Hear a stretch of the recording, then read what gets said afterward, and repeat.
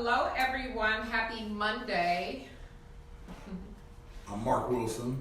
I'm Andrea Wilson, and we are just sitting here in our office of Brick House Realty, full service real estate brokerage here in Northeast Ohio. Let me turn that off real quick. I'm about to tell you, you can hear that air on the video. So I'm gonna sit here and twiddle my thumbs, and then she come back from turning that air off. But we just drop it in today, talk to you a little bit about home ownership, do's, don'ts. We have a particular subject today that we are touching on, and what's that subject?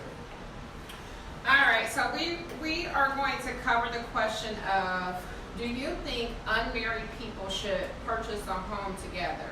What are some of those pros and cons of purchasing a home? And we just kind of wanted to share our thoughts about this topic. So, I think unmarried people should purchase a home together. I think it's okay. There's nothing wrong with it. Yeah, I agree. I think that there's nothing wrong if you decide you want to go to that next step and be unmarried and purchase a home together.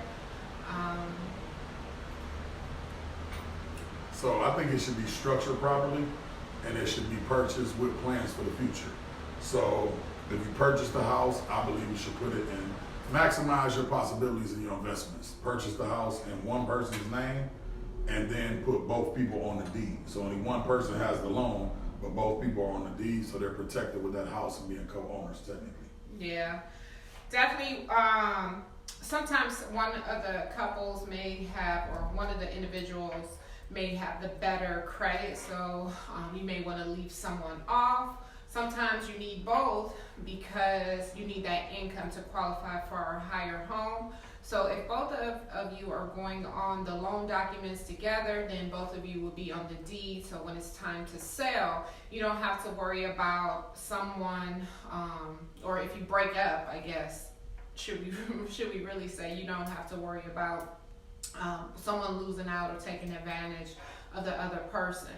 But if only one person goes on the loan, you do have the option to add both names onto the deed as well. The flip side of that is, I think that you should also still purchase another home. That's the reason that I said put one person on the loan, because if you know both of you go on the loan at that point, then you both are responsible for that home, and you kind of what I call wasting credit. Let's say both individuals have good credit, then you just put one person on the loan, and then you use that other person's credit to purchase another property and automatically turn that into an investment property. For whatever reason, a lot of times people don't always get married. Maybe it's just not something that you guys really want. So it's definitely nothing wrong with purchasing a home without being married.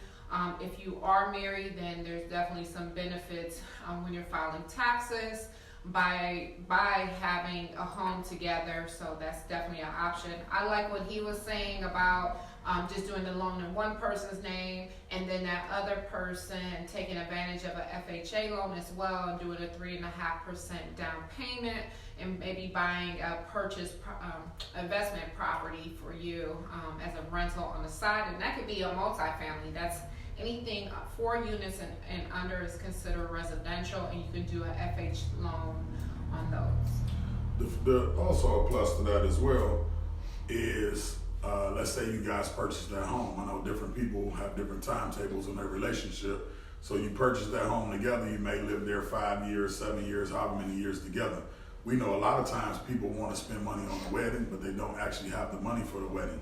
So that's also building equity in that home that you guys purchased together, and you can also pull that equity out and put that towards your wedding as well. Aha. I wouldn't pull the equity out and put it towards the wedding. It happens. People want these big weddings. They need to know where the money coming from. But if y'all purchase that home together, that home also can help pay for your wedding. I mean, I guess he has a point. I'm just saying, I'm not the big fancy schmancy type of person and want that wedding that people are paying $10,000, $20,000, $30,000 for and going into debt. That's just not my thing. But I know a lot of people, they really want that. So yes, that it would be an option for them. Most people, like I'm the same way. I don't need that 50,000, 40,000, 30, any type of thousand wedding like that. It's the purpose behind the wedding, not the fashion show or the to put on for the community. So I agree with that. The other thing is the other property, let's say the relationship goes bad.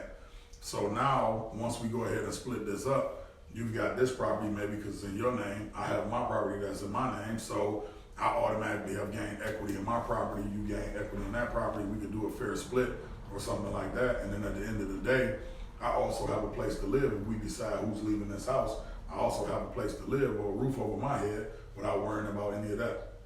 So something Mark mentioned before we got on this video, that when I mentioned to him what the topic was for today, and he said he felt unmarried couples should have a contract in place when purchasing a home together. And so my question to him in that moment was, well, should married people have a contract as well, just in case there's a breakup? Which had me thinking, would that be like a prenup at that point? And then my other thought around it is, where's the love at in that we have to create this contract now? You ask 51% of people who get divorced about where's the love at, and it's no love lost if we do a contract.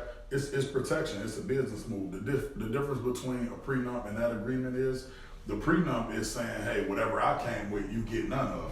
The contract is protecting both of us, so we don't have to worry about expensive lawyer fees, expensive divorce fees as far as who's splitting up the house, things like that, because they always try to get a house to the woman anyway. So that's protecting as a male, so listen to me, that's protecting yourself as a male, so you don't lose all rights to the house as well. Maybe we sell it and we split it, we get the profit 50-50. But it's not saying no love is lost because we're doing a contract. When you purchase a house is not just for today. That's for generations. That's generational wealth. It's actually a business decision, believe it or not. So, being married and then saying, hey, we're gonna purchase this house and we're just gonna do a contract that if all else fails, this is what we'll do with the house. It's not, it's not saying we don't have the love there, but we know most breakups don't end up well. The love is lost and things turn ugly. So it's just protecting yourself. So, I think everybody should, although we don't have contracts on none of our properties. Thank you. But I guess I disagree with him. I do think that if the loan is going into one person's name, then that other individual should go on the deed.